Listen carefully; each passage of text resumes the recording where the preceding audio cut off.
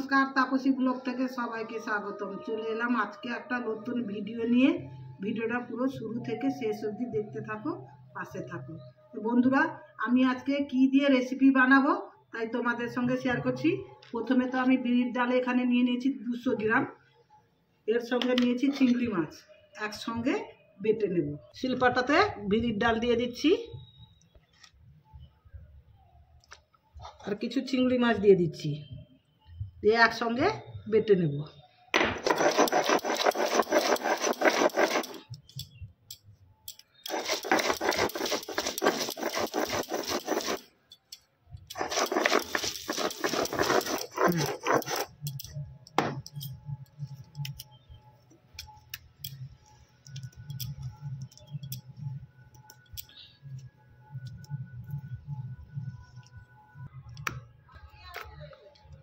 বন্ধুরা, জল বড়া বানানোর জন্য আমি আলুগুলো কেটে নিচ্ছি।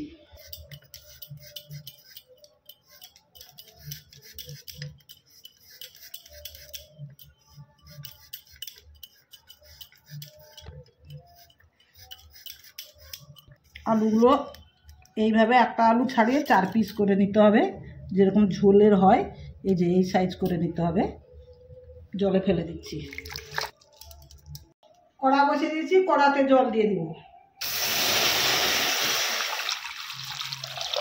বন্ধুরা, ডালটা বেটে নিয়েছি। ডালের মধ্যে একটু গোলমরিচের গুঁড়ো দেব, লবণ দিব, ভালো করে হাত দিয়ে মাখিয়ে নিব। তো বন্ধুরা, ডাল আর চিংড়ি মাছগুলো যে বেটে নিয়েছিলাম এবারে মাখানো হয়ে গেছে ভালো করে। এবারে জল গরম হয়ে গেছে, জলের মধ্যে এইভাবে গোল গোল করে ছেড়ে দেব।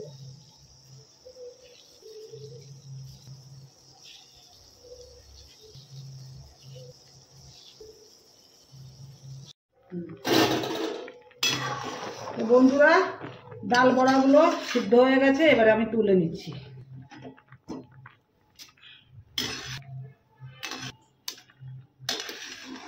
কত সুন্দরভাবে ফুলেছে দেখো বন্ধুরা, দেখতে খুব সুন্দর লাগছে না? তো বন্ধুরা, তেল গরম হয়ে গেছে, ডাল বড়াগুলো ভেজে নেব।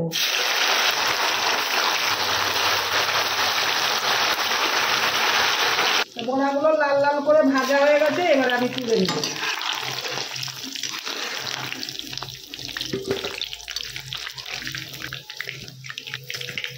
সেই তেলে আমি আলুগুলো ভেজে নেব।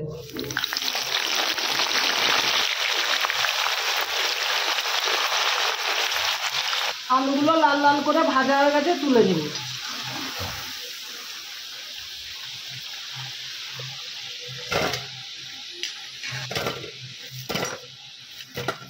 তো বন্ধুরা, জল বড়ার ঝোল বানানোর জন্য আমি এখানে কি কি মশলা নিয়েছি বন্ধুরা দেখো।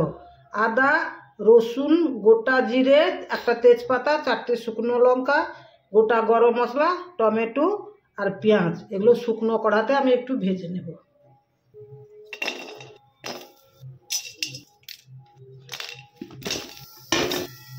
এতে তেল দেওয়া যাবে না, শুকনো কড়াতে একটু ভেজে নিতে হবে।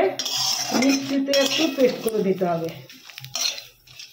ভাজা হয়ে গেছে মশলাটা, এবার আমি তুলে নিব, কিছুক্ষণ ঠান্ডা করতে দেব।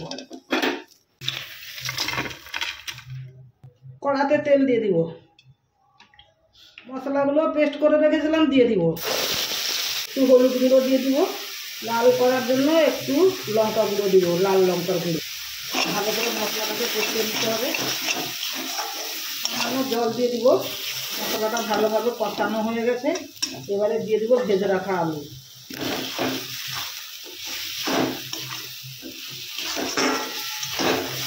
লবণ দিয়ে দিব।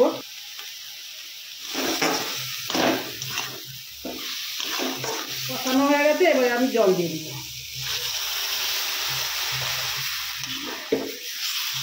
বন্ধুরা, বাড়িতে অবশ্যই ট্রাই করবে, এই রেসিপিটা খুব সুন্দর রেসিপি। বাচ্চা থেকে বুড়ো সবাই ভালো লাগবে গরম ভাতে। ঢাকা দিয়ে দিব। ঢাকা খুলে দেখবো তরকারিটা হয়েছে কিনা।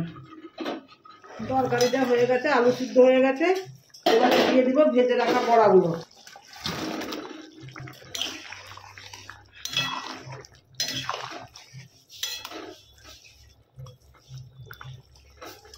এবার এবারে দিয়ে দিব ধনে পাতা কুচি। তরকারিটা হয়ে গেছে, এবারে নামিয়ে নিব। তো বন্ধুরা, ভিডিওটা যদি ভালো লাগে লাইক কমেন্ট শেয়ার করে পাশে থাকবে।